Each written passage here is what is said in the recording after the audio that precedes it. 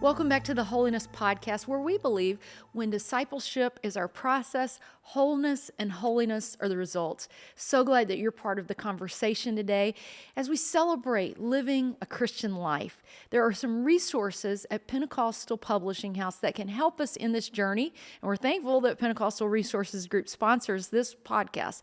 You can use the coupon code TWP10 to get a 10% discount off of the resources available at the website. Thanks for being part of this conversation. Let's jump into the next episode. Welcome to another episode of the Holiness Podcast, where we believe when we are pursuing discipleship, wholeness and holiness result. And I'm so very happy today to have with us Ashley Chancellor. Welcome, Ashley.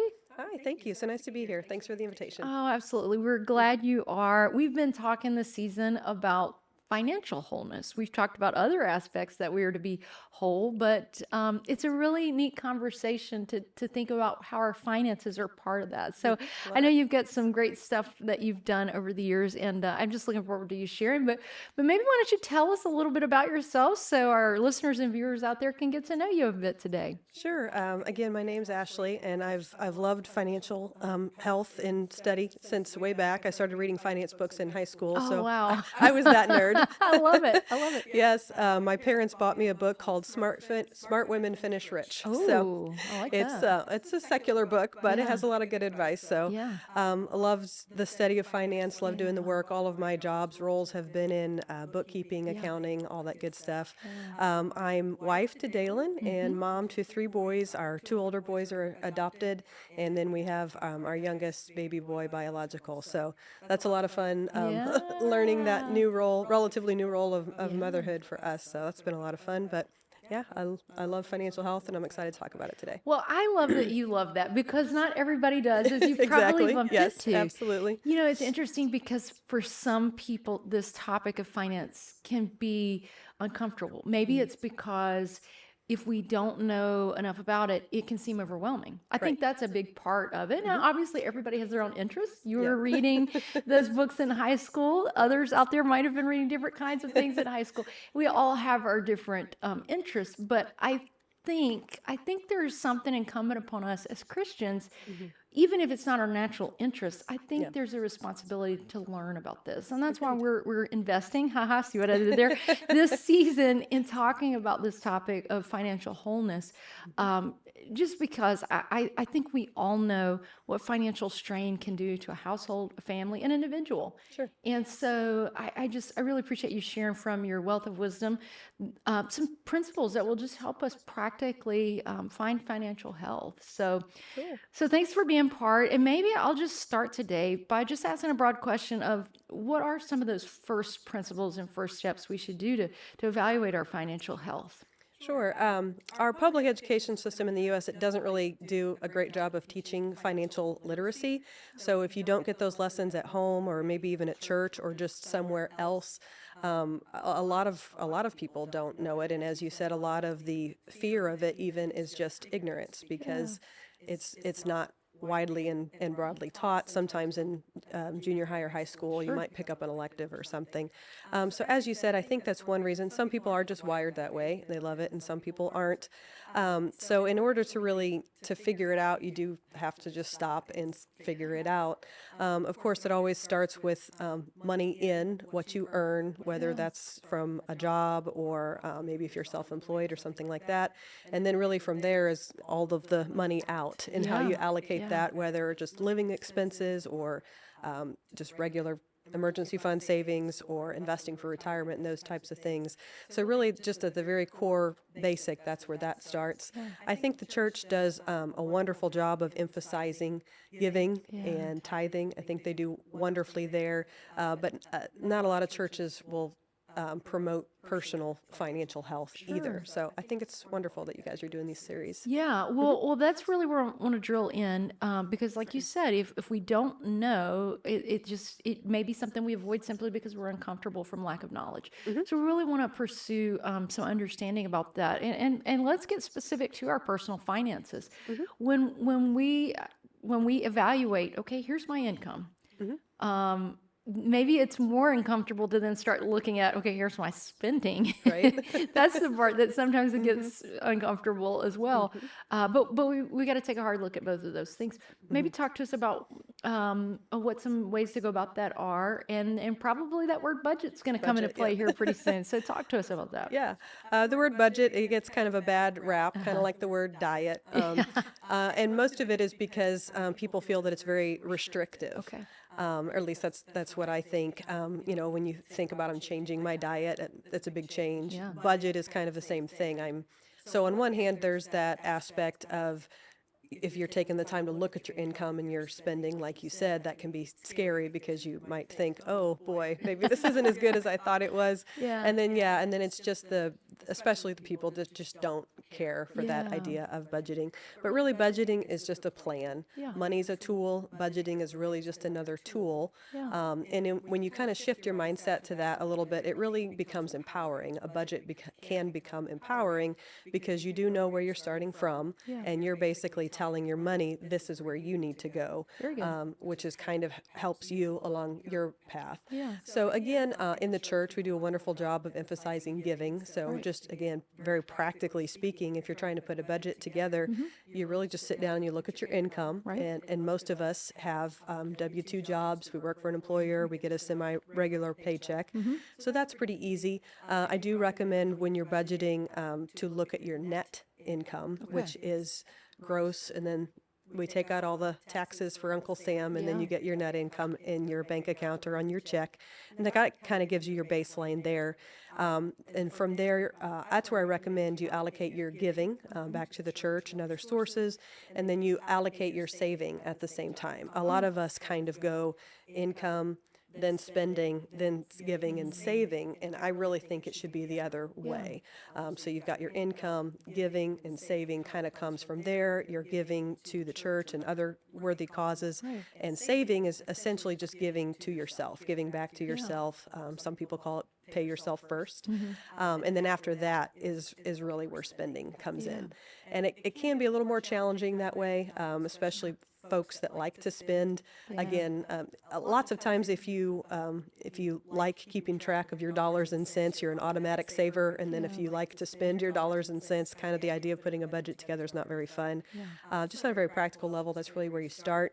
There's all kinds of templates, spreadsheets, apps, Yeah. so forth on the internet. You can just do a search. I used to love a product called Mint, M-I-N-T. Unfortunately, the developers of that product shut it down right about a year ago, I think. So I've really just been back to using a spreadsheet Yeah. Yeah. to help with that process. And so that's always the simplest, either, spreadsheet or pen and paper is really the simplest place to start. But if you want to take a step up from there, there's all kinds of personal finance software, apps, other templates and so forth that you can download. My sense is that there's not this one perfect tool and all others, or any of it is just whatever works for you, probably to help you see and plan on a regular basis. Is that right? Yeah, I would agree with that. And that's why I say, every person is different. So even if you do choose to use a template or an app or something, make it work for you. Yeah. So one time the girls and I were having a conversation, okay, so you've got groceries and then you've got your toiletries and stuff. So is that a grocery budget? Is that a toiletry budget? Is it just a big old shopping budget, and everything has got to come? So that's where it can get really personal, like you said, but really just the basics of it. Some people even use a percentage method. So they'll say, okay, here's my income, 30% is going to giving and savings, and, the rest of it's going to go to just spending and living expenses and, saving for a vacation or something like that. Yeah. So. But I think that discipline of trying to allocate is so critical, because probably everybody's had this happen. That Friday that the paycheck comes in, you get kind of this elevated sense of like, Yes. and everybody gets paid maybe on a different timeline, but those few days right before that next paycheck, sometimes it's feel like, that, yeah. ooh, that there's a cycle there and there's a rhythm there, and if we don't have a budget in place, it can be really exciting, but then it can get really scary right before. And I feel like the budget helps us manage the emotions that are surrounding the rise and fall of Yeah, that I'm money. glad you brought that up because one thing that can get tricky with budgeting, even if somebody takes the time to sit down, okay, I've tracked all my income expenses for a month and now I put my plan together for the upcoming month, is the timing issue, exactly Yeah. like you said. And that can mess you up because you might have a really nice plan on paper saying, well, here's my income and this is what I'm going to spend. But sometimes when you're going to spend it and when the Right. money's coming in, when the money is going out. So what I did a number of years ago that was very helpful for me personally, I just used a Google Calendar. Mm-hmm. I just called it my cash flow calendar. And Oh, so yeah. much the way that you would on a budget say, this is my income, I would say, well, this is the day that I'm getting my paycheck and Yeah. this is what my paycheck is going to be. Yeah. So obviously it doesn't do math for you or anything. So if you still needed, to run the numbers on a spreadsheet or whatever, you could do that. But that really helped with that timing Yeah. aspect of the budgeting as well. And I found that to be very helpful. Oh, that's really good. I think practical things like that are such a help because I think one goal here today might be if you're watching or listening and this is one of those topics that is uncomfortable for you, I think we need to get to the bottom of why is that? Why is there a discomfort? If this isn't something I regularly take a look at in my life, why is that? And what are ways to help us figure that out? And it may just be that we need tools like you're sharing to take the mystique out of it and just really understand which direction our money's moving and when and the timing of all that. I think that's so Yeah, good. I think we've hit on one of them, which is just the ignorance. So, kind of fear of the unknown. If you walk up to somebody and say, "Need your budget tomorrow," they're just like, "What? Whoa, What? that's What? high What?" pressure. Yeah. So that's a big part of it. Again, is just the ignorance of it. As we were saying, financial literacy is not necessarily widely taught Yeah. in the U.S. Here, and the other part of it is just facing the facts. That's So. true. So when those folks do sit down and say, okay, well, I know my income, but when they take the time to really step back and say, well, my mortgage or my rent is this much, and then I've got utilities and internet, and then there's groceries and Yeah. toiletries and, all these other expenses that really add up. Some of that can become discouraging, Yeah. especially for the first time when you're really starting to step back and take a look at it. So I think that might be another reason why people would shy away from it is just Sure. it is work. It's work to get started, and then just kind of that I don't know that I'm going to like what I find situation. But that's just one of those things where I Yeah. said you kind of just have to face the facts. Yeah. We mentioned that a budget is just a tool. Yeah. It's a plan. And, I believe it was Ben Franklin that said, I'm going to get it messed up here. If you fail to plan, you're Yeah. planning to fail Yeah. or something close to that. So that's one reason why budgeting, even though it may not be fun for a lot of people, really is important just Sure. as a practical tool. And I think plays very well into just our financial stewardship as children of God. Yeah, and I appreciate you bringing out the spiritual side of that because, this may not to some people seem like an inherently apostolic topic. Why are you talking about this? Is just some general stuff. There are lots of podcasts that aren't even Christian that talk about this kind of stuff. Right. But I think for us as apostolics, if we want to be able to serve in our churches and serve in our communities and live these fulfilled lives that have meaning and purpose, well, it's really hard to do that when you are so financially strained. I mean, Yeah. for that matter, we know those statistics about what financial difficulty does to a marriage, to a family. So I think it's important to have the topic. And even if that reason that sometimes we're resistant really talk about this is that discomfort about, oh, the facts might be scary. Well, better to know that now because sooner or later you're going to pick the pain. I can either Exactly. get that shock by sitting down at the start of the month and looking at last month and go, oh, I got to tighten up. Or I can wait. It's the facts aren't going anywhere. It's just when I choose to deal with it. And it feels like it would be easier to manage if I go ahead and take control early in the process before we're. Yeah, as you were speaking, I was thinking it's a little bit like going to the doctor. Yeah. Some people don't want to go to the doctor because I just don't want to know. I think something's wrong, but I'd rather not know. But then, as you said, well, you might find out a little bit later there really was something wrong. Yeah. So finances can be similar to that, like as we've mentioned a couple times, just kind of that ignorance piece of it. But I do think it absolutely plays into family relationships. Our Pastor Bland reminds a lot of people, particularly those that are married, if your marriage and your home life is not together, you really can't branch out and serve in ministry.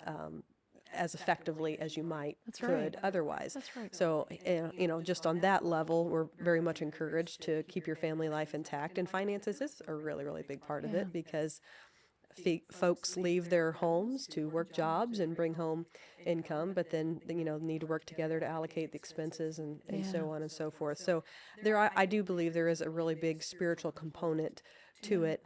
Just knowing that your finances are, I don't know if control's the right word, but at least under management. Right. Right. Does help with the spiritual aspect as well, Sure. because if you're not sleeping at night Yes. because you're not sure if you can feed yourself the next Yeah. day, again, Yeah. that's a huge weight that people would carry around, and Yeah. obviously it would impact them spiritually. Yeah, no doubt about it. No doubt about it. And there can be the fear. We're speaking about some of the potential obstacles for addressing our finances.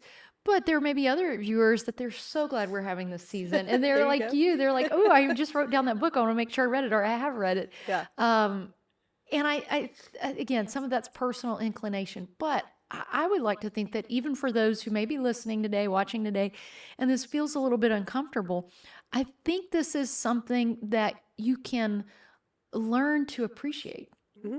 Because while it may be uncomfortable those first few weeks and months, we sit down with the budget and we look at things we have to confront, maybe some frivolous spending or that kind of thing. Right. Once we do practice that budget and we get a plan in place, I think it's actually kind of rewarding when you have an effective plan and you can look back Yes. a few weeks, months, whatever down the road and say, hey, look, we're moving in the right direction. That I think is encouraging. I think there's something is. rewarding about So that. yeah, I think I mentioned it earlier, but when I briefly mentioned that when you do get to the point where budgeting is comfortable, it does kind of shift to that empowering Yeah. and encouraging Yeah. rather than being a discouragement. Obviously, it takes some time to change. Yeah. All change is uncomfortable at some level. But I agree with you. I think once you kind of start to turn that around Yeah. a little bit, that it becomes an empowering tool for you.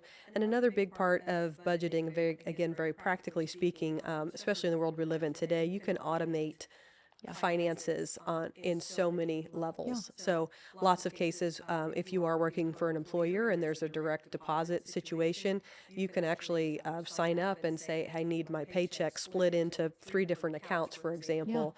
Your employer can automatically withhold a contribution to your retirement plan. Right. You can have a certain percentage deposited to a savings account, and obviously automated bill pay and so forth to make sure that bills are paid on time and they're not late, and so that you don't not wasting money on late fees. Yeah. Just some of those really practical things.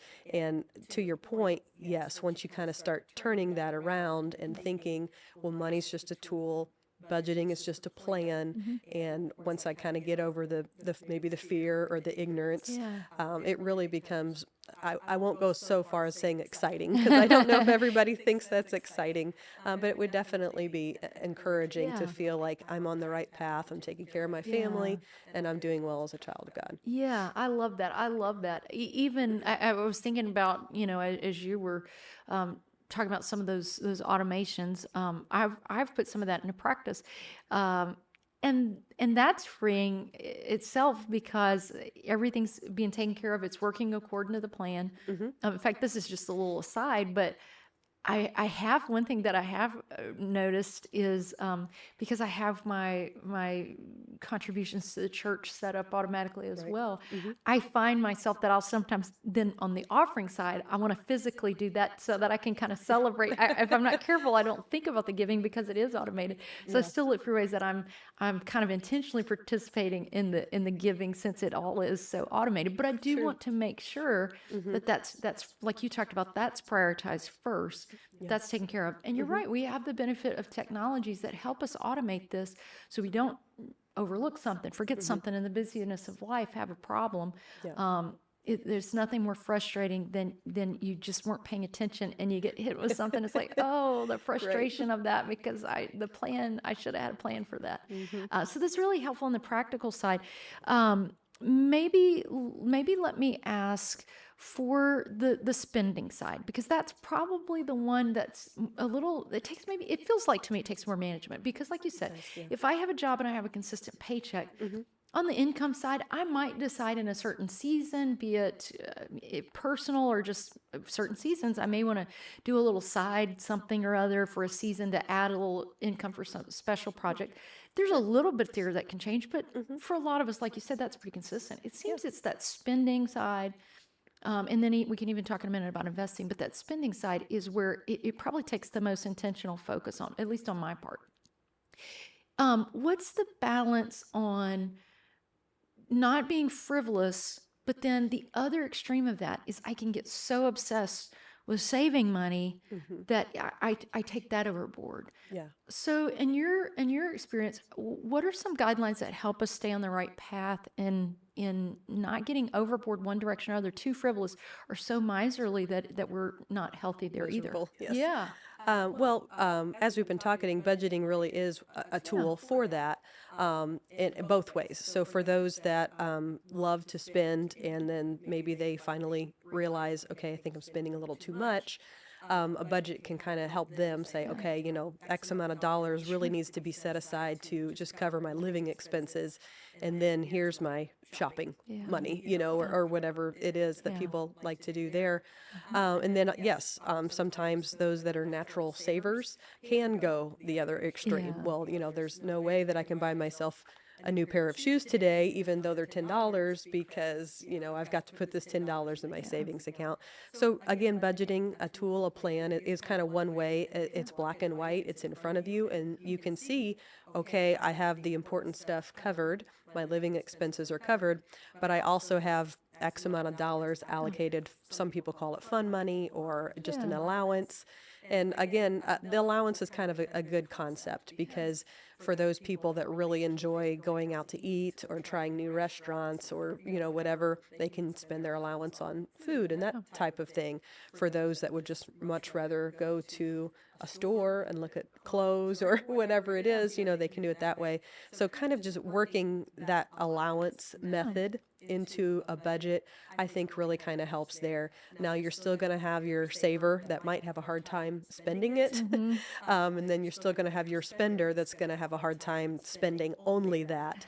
But at least if you've kind of put that into place in front of you, then at least you kind of know, okay, this is what I'm planning to do this month. Oh, that's a great testimony to the power of the budget. You're right, because then it's it takes that. In the moment is when we sometimes have trouble.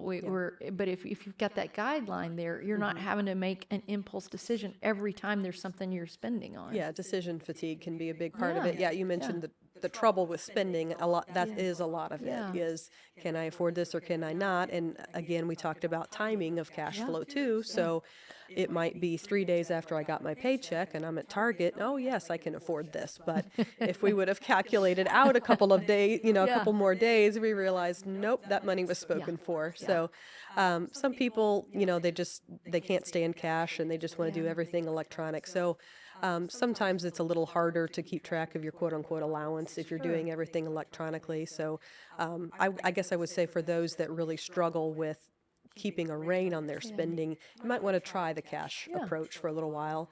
I did that with groceries a number of years ago. Every payday, I just went straight to the ATM, took out X number of dollars in cash, and I knew that was what was going to do it for me, my family in that situation. So as much as we have digital everything currency these days, sometimes good old-fashioned cash can help too. That's really a good point. That's a really good point. Well, let me ask, and this I think can maybe help someone out there. If you're listening to this, but maybe you feel like you're starting a little behind the curve because maybe for any number of reasons you find yourself climbing out of debt, and that can be a very tough road. A lot of what we're talking about is to be proactive, but for anybody out there who, for whatever reason, you want to get where we're talking about, but right now you're having to work through some past debt, what advice would you have to someone who wants to turn the page on the past and move into some of these things you're talking about. And we'll just say this is a no shame zone here. A lot of times, probably the problem gets worse because if people feel shame over past situations, just do something and get started. But Right. maybe Quit help digging. us think through, Ashley, what are some steps to turn the corner on that and move forward. Yeah, if you do find yourself kind of behind, financially speaking, or however you want to look at that, or again, you do take the steps to sit down and try to put a budget together, and you realize there's a lot of money going back out to such and such bank for such and such reason. Those are facts, and those are hard to face. But as you said, that's really the first step is face it, and then make a plan to dig out. So obviously, it would depend on how severe, let's say, your situation might be. Dave Ramsey is pretty famous for being a no debt guy, and he will say, you can only eat beans and rice, rice and beans until you dig your way out. So obviously, I'm not Dave Ramsey, but I guess I would just say, depending on review your situation, see where you're at, take that financial picture, if you will, and then from there you can make your plan. So again, depending on either how severe your situation might be or just how proactive you want to start being, you might make some really big changes. Maybe you make a change to where you live, or you sell this car and you buy a cheaper car. Again, those are personal decisions, obviously. But those are, you can take those big steps to change major changes, or you can at least take some other steps to make sure, well, if I at least maybe pick up a side job, like you said, for this particular season of time. Maybe this side job will help me get my credit card paid off, and at least I'll be that much further ahead financially. So there's different ways to approach it. Those would be some of my ideas there. You really just have to kind of take a step back, look, assess, see where you're at, and then for what makes sense for you, your family, if you're supporting one, what are some things that we can change to move forward? Excellent, excellent. I hope that helps somebody out there. There are steps you can take to begin to move forward, and then embrace some of these things we're talking about. So maybe I'll ask another practical question. Wherever we are with the past in this moving forward, let's say somebody's out there and they're listening and they're saying, "Yeah, I really need to do this budget." And you've shared that there might be templates they could find that would help them. I guess my next question would be, how often do you need to go back to your budget? Is that something you're looking at once a month, once a week, every day? What's a healthy rhythm for how often to check that budget? Sure. Most typically, you will find the advice to do a monthly budget. And I think that works out pretty well for most situations. My parents have used it's a spreadsheet, and they actually call it escrow budget, but they actually do try to kind of budget out on a more of an annual basis. Okay. But because of the way that the spreadsheet is set up, it's also broken down then by week Oh, too. that's great. So it's kind of one of those tools that nerdy people will love, but maybe not everybody else will love. So there's different ways to do it. But some people might really want to just take a look and say, hey, I have a new year or a new season coming up, and I really just need to zoom way out and see what I think my next year might look like. I would say at least try to project out a month at a time until you feel comfortable, and then, but on one hand, you might project for the next month, but then you've got to keep a tab on it much more. So daily might be a little too much. Yeah, it might just be overwhelming for a lot of people. But I think weekly would be a good goal, especially in early days of budgeting if you're trying to get used to something that's new, or if you're trying to change spending habits or pay down debt like we were talking about. Some people are paid weekly, some bi-weekly. But I think if you have a monthly budget, but at least you review what's going on every week. Did these bills get paid the way that I thought they were going to? Did I get a flat tire, and so I had to stop and take care of that? Absolutely. And so, for this upcoming week, I need to adjust something.